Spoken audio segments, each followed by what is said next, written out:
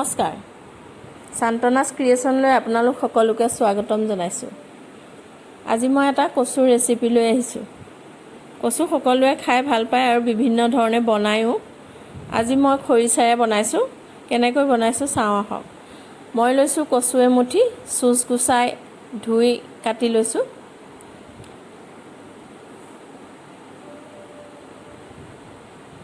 এতিয়া কচুখিনি মই এটা প্ৰেছাৰ কুকাৰত সিজাই ল'ম।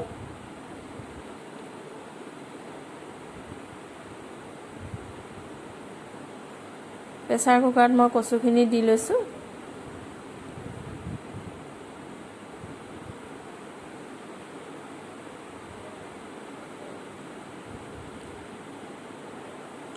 আৰু ইয়াতে লৈছোঁ মই মচুৰ আৰু মগু দাইল ধুই দি দিছোঁ।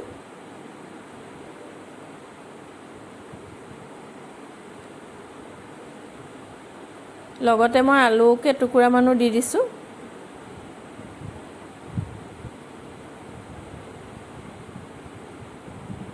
আৰু পানী দিছোঁ। এতিয়া ইয়াতে মই 1 চামুচ নিমখ দি সিজাই ল'ম ভালকৈ।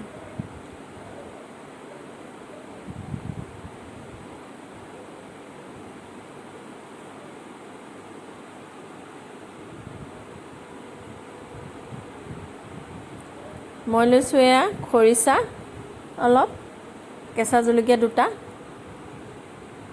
এতিয়া এখন কেৰাহী গৰম হ'বলৈ দিছোঁ গেছত। ইয়াতে মই মিঠাতেল দিছোঁ।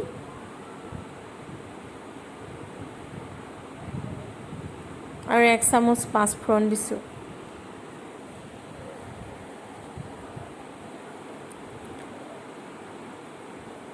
লগতে কেঁচা জলকীয়া 2টা কাটি দিছোঁ।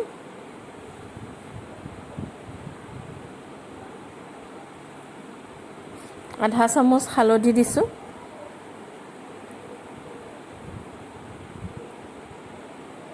এতিয়া অলপ লৰাই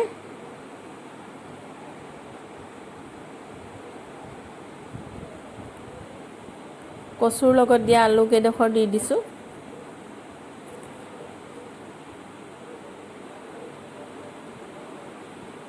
আলু কেইডোখৰ অলপ ভাঙি সৰু কৰি দিম।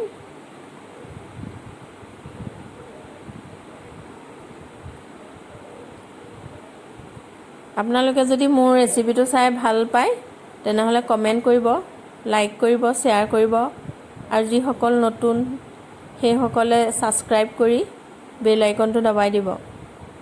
এতিয়া মই কচুখিনি ঢালি দিলোঁ।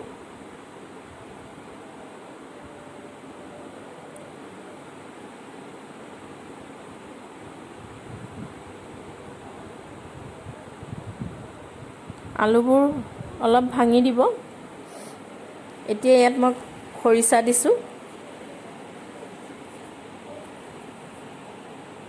খৰিচা দি ভালদৰে লৰাই দিছোঁ।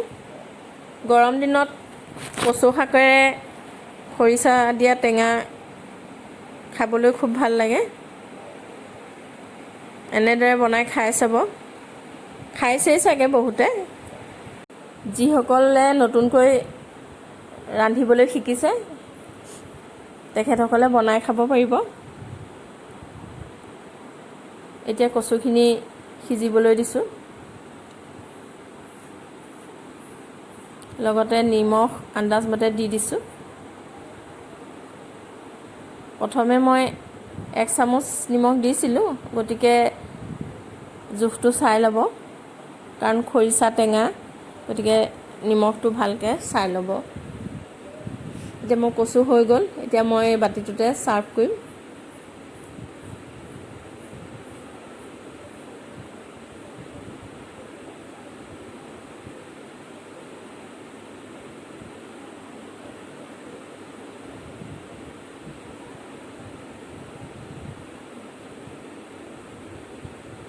এয়া মোৰ কচু ৰেডি হৈ গ'ল।